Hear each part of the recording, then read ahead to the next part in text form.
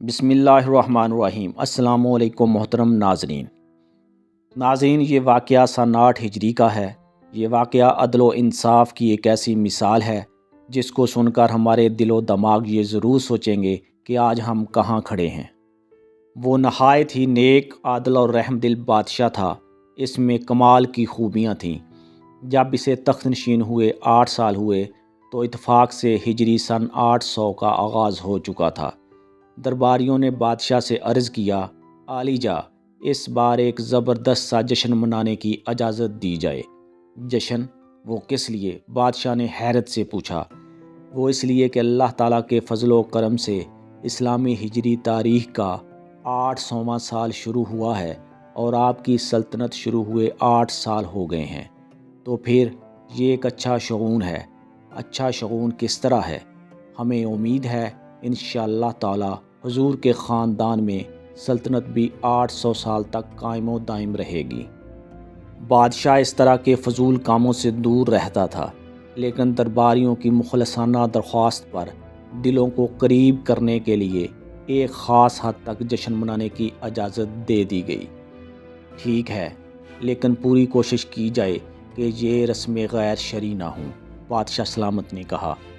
بادشاہ کی طرف سے اجازت ملنے کی دیر تھی کہ پوری سلطنت میں بڑی زبردست قسم کی چراغاں کی گئی۔ اس خوشی میں تمام رعایا نے بڑھ چڑھ کر حصہ لیا۔ بادشاہ کا داماد ایک باوقار اور خوبصورت نوجوان تھا۔ اس کا اخلاق بہت اچھا تھا۔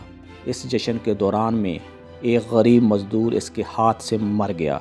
جب بادشاہ کو پتہ چلا تو اس نے کہا، اسلامی قانون میں غریب امیر کا امتیاز نہیں۔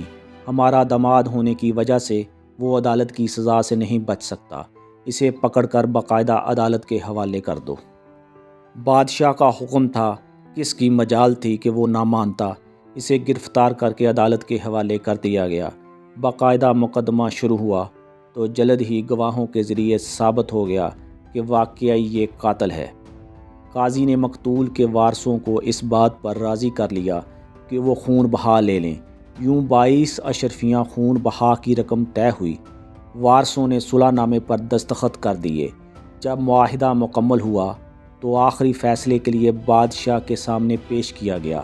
اس پر قاضی نے فیصلہ اس طرح لکھا ہوا تھا، عالی جا، میں مقدمہ کی تحقیق اور گواہوں کے بیانات سے اس بات کی تصدیق کرتا ہوں کہ ملزم واقعی قتل کا مرتکب ہوا ہے اور اس پر حق قصاص اسلامی قانون کے مطابق جاری ہونا ضروری ہے۔ لیکن مقتول کے ورثاء جواب مدعی کی حیثیت سے ہیں، بغیر کسی دباؤ کے خون بہا لینے پر راضی ہیں۔ میں نے ورثاء کے مشورے سے 22 اشرفیاں خون بہا تجویز کی ہیں۔ آخری فیصلے کے لیے معاہدہ آپ کی خدمت میں پیش کرنے کی جسارت کرتا ہوں۔ جب یہ معاہدہ بادشاہ سلامت نے پڑھا تو کہا، اس میں کوئی شک نہیں کہ ورثاء راضی ہیں، لیکن حقیقت میں یہ فیصلہ بہت کمزور ہے اور ہمیں یقین ہے کہ اس میں اسے ہمارا داماد ہونے کی وجہ سے رعایت دی گئی ہے۔ ورثاء کا خیال ہوگا کہ اس مہربانی سے بادشاہ احسان مند ہوگا۔ دوسری بات یہ ہے کہ اس فیصلے کا یہ نتیجہ نکلے گا کہ شاہی خاندان کے افراد میں یہ حوصلہ آ جائے گا کہ وہ کمزور اور غریب رعایا کو یوں ہی مار ڈالا کریں گے۔ ہم سیاسی، انتظامی، شرعی اور اخلاقی لحاظ سے اس فیصلے کے خلاف ہیں۔ بادشاہ سلامت نے کہا، ہمیں یہ معلوم ہے کہ ہماری عزیز اور پیاری بیٹی کو اس فیصلے سے تکلیف ہوگی۔ اسے بیوہ ہونے کا غم برداشت کرنا پڑے گا، لیکن ہم خاندان اور اولاد کی خوشی کے لیے غریب کی جان کو یوں ارزاں کرنا مناسب نہیں سمجھتے۔ ملزم نے جو یوں بے باکی سے غریب کا خون بہا دیا، اس میں یہ ضرور غرور چھپا ہوا تھا کہ وہ بادشاہ کا چہیتا داماد ہے، جو کسی طرح سے اولاد سے کم نہیں ہوتا۔ ایسے ہی صلح نامے اور فیصلے میں بھی ضرور شاہی رعایت کا لحاظ کار فرما ہے۔ یہ سنتے ہی سب کے دل دھک دھک کرنے لگے، لیکن جانے بادشاہ کیا فیصلہ کرنے والا ہے۔ ان تمام حالات و واقعات کو مد نظر رکھتے ہوئے ہم کسی طرح سے یہ مناسب نہیں سمجھتے کہ عدالتی فیصلے کو برقرار رکھا جائے۔ عالی جا، پھر کیا کیا جائے؟ قاضی صاحب نے ڈرتے ڈرتے پوچھا۔ اس فیصلے سے امیروں کو بہت ڈھیل ملے گی۔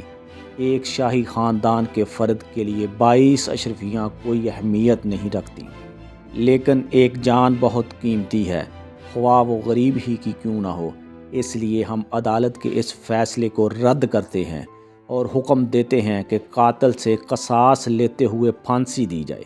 نیز یہ بھی حکم دیتے ہیں کہ نمونہ عبرت کے لیے 1 دن اور 1 رات شہر کے درمیان میں قاتل کی لاش کو لٹکایا جائے، تاکہ پھر کسی دولت مند کو کسی غریب کا خون بہانے اور خون بہا دینے کا حوصلہ اور امید نہ رہے۔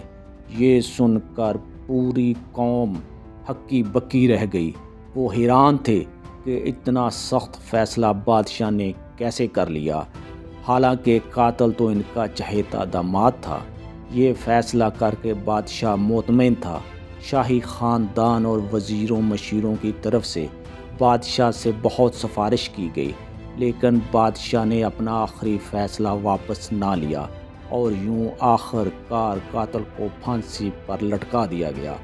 یہ عادل بادشاہ والی گجرات دکن سلطان احمد شاہ تھے۔ محترم ناظرین، آپ کی سماعتوں کا بہت شکریہ۔ خدا حافظ۔